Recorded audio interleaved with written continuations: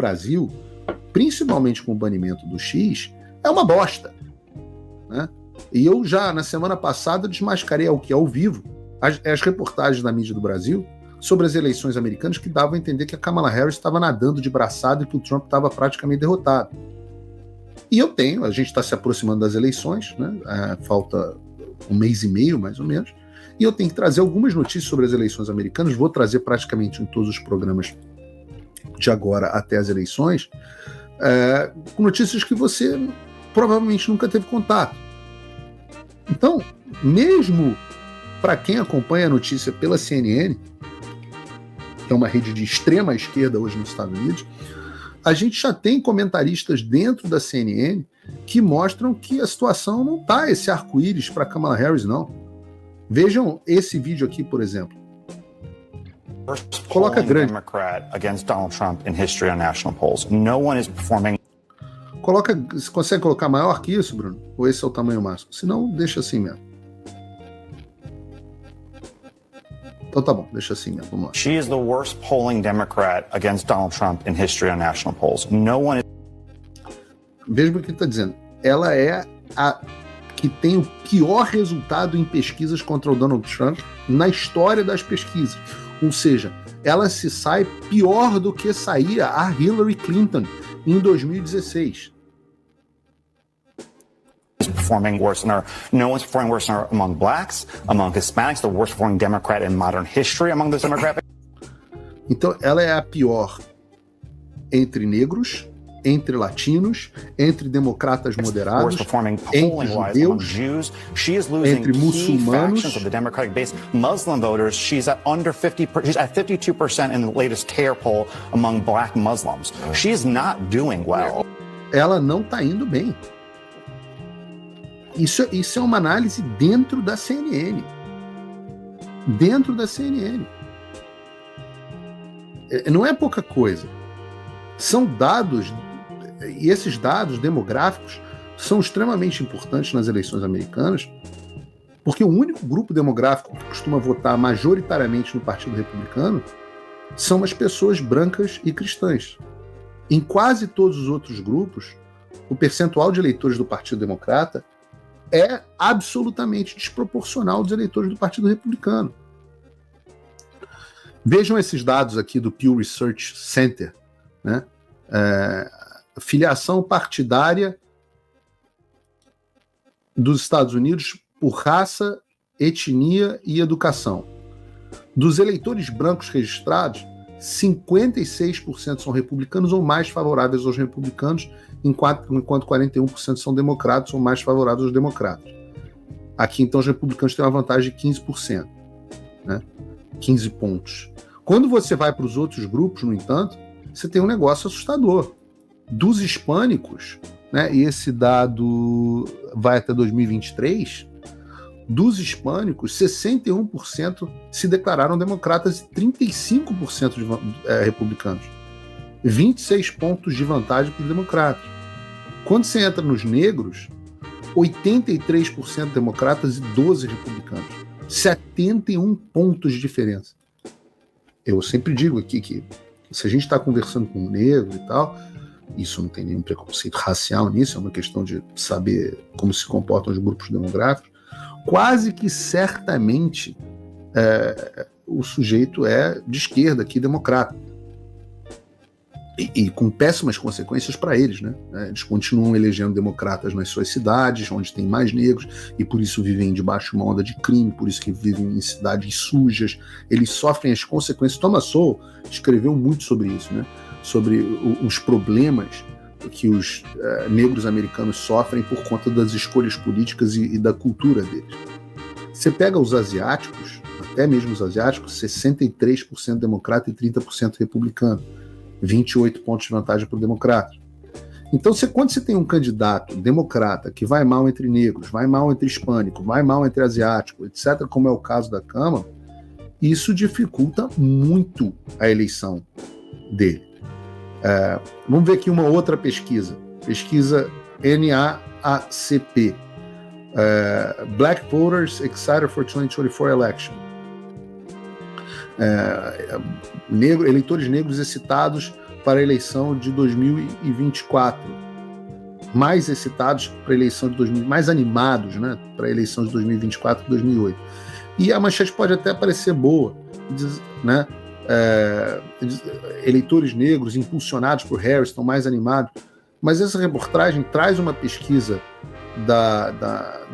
de uma associação de pessoas negras, né? National Association for Advancement of Colored People, e segundo essa pesquisa, 51% dos eleitores negros disseram que votariam na Kamala Harris, enquanto 27% diriam que votariam no Trump.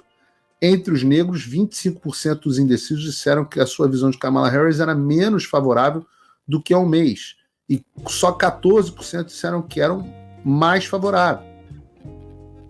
E se você olhar assim, se você não entender de política, né, você vai fazer, parece promissor.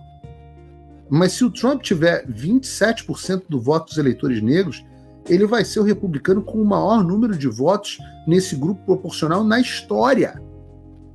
27% de voto para um presidente negro, para um presidente republicano entre os negros, é uma coisa impensável. Para vocês terem uma ideia da magnitude disso, em 2020, o Trump teve 12% dos votos dos negros. Ou seja, segundo essa pesquisa, 27%, ele mais do que dobrou nesse grupo demográfico. Então você entra, por exemplo, essa outra pesquisa do Rasmussen Reports, do dia de 23 de setembro, vantagem de 3 pontos para o Trump na Geórgia, o estado em que ele perdeu por 10 mil votos para o Joe Biden, 0,03. O Trump empatado na Pensilvânia, estado onde ele perdeu por mais de 1,2% na última eleição, depois daqueles votos mágicos, lembram? Que chegaram de madrugada, o banheiro que estourou e eles fecharam, os votos apareceram, né? E eu digo para vocês, que eu já mostrei para vocês, que o Rasmussen é o 5º instituto de pesquisa que mais acerta nas eleições americanas. O Bruno vai colocar aqui o gráfico dos institutos que mais acertam para vocês lembrarem, né? Então, toda vez que saiu uma pesquisa, vocês veem, de quem é essa pesquisa? Onde é que ela está nessa conta, nessa regra, né? Então, você pega, por exemplo, outra pesquisa agora do Insider Advantage, né, que eu coloco sempre os institutos, o 4º instituto que mais acerta. O Insider Advantage, na semana passada, estava dando 2% de vantagem para o Trump na Pensilvânia. Pensilvânia é um desses estados que talvez decida a eleição americana, né? E tem que ser levado em consideração que parte dessa pesquisa foi conduzida antes da segunda tentativa de assassinato do Trump, que atraiu a atenção. Então ele também pode estar com uma situação ainda melhor. Também, Insider Advantage, 1% de vantagem para o Trump no Michigan.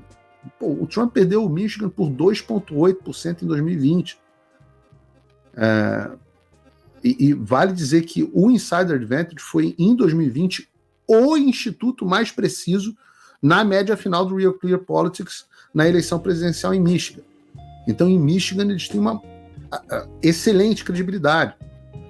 E eu já falei aqui também da vantagem do Trump no Arizona, na Geórgia, na Carolina do Norte, que são todos estados essenciais para uma eventual vitória na eleição de 2020. Agora, é o que eu falo, a imprensa brasileira, ela é tão militante que antigamente eles se limitavam a reproduzir a CNN e o New York Times.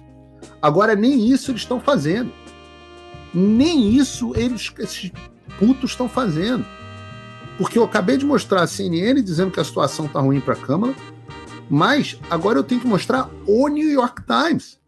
O New York Times está dando Trump e Kamala empatados na eleição nacional. Trump e Kamala empatados na eleição nacional significa Trump na Casa Branca. Eu já expliquei aqui, já disse que na eleição nacional, né, não vou entrar aqui de novo para explicando como é a eleição americana, não é igual ao Brasil, soma todos os votos e vê quem são 50 eleições, uma em cada estado. Mas normalmente o que acontece é que os democratas ganham nas eleições nacionais, mas podem perder no colégio eleitoral. Eu sempre dou o exemplo da Hillary Clinton, que teve 2,1 pontos percentuais a mais que o Trump em 2016 e perdeu de lavada no colégio eleitoral. Então, Trump empatado com Kamala Harris é Trump na Casa Branca. E isso é pesquisa do New York Times, que é como se fosse Datafolha, né? Então, assim, empate no Datafolha significa quantos pontos de vantagem para o Trump?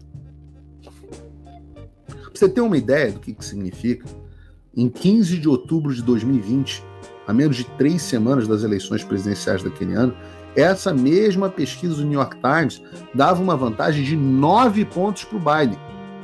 No final, o Biden acabou ganhando, com toda aquela putaria, por 4,4% nos votos totais.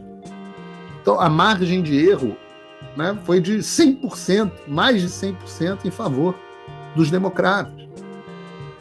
É essa pesquisa que dava 9 pontos para o Biden em 2020, que agora está dando empate entre o Trump e a Kamala. E é por isso que estes caras estão absolutamente desesperados, a ponto de tentar matar o Donald Trump. Não faria sentido nenhum tentar matar o Donald Trump se ele estivesse perdendo igual dizem na imprensa brasileira. Vocês não concordam? Eu estou dizendo para vocês, o Partido Democrata não ganha a eleição se 27% dos negros votarem no Trump. Nos hispânicos, essa diferença, nem botei aqui no programa, mas a diferença aumentou ainda mais. Cada vez mais hispânicos, e às vezes eles colocam a gente brasileiro entre os hispânicos, né, tem votado mais no Partido Republicano. Por isso o desespero. Opa, desculpe interromper o seu vídeo, mas desde 2022 eu continuo com as contas bloqueadas e o passaporte cancelado pelo Xandão. Se você aprecia o meu trabalho e tudo que eu faço pela liberdade de expressão, tem um lugar onde você pode se tornar meu apoiador com uma pequena quantia por mês. Acesse www.paulofigueiredoshow.com e torne-se meu apoiador, e aí você vai receber conteúdos exclusivos e desconto nos meus cursos. Ou então você pode se tornar meu patrono Gold e passar a me pautar, tem reuniões comigo, você entra para o meu grupo de WhatsApp que eu uso sempre. O link para tudo isso está aí na descrição.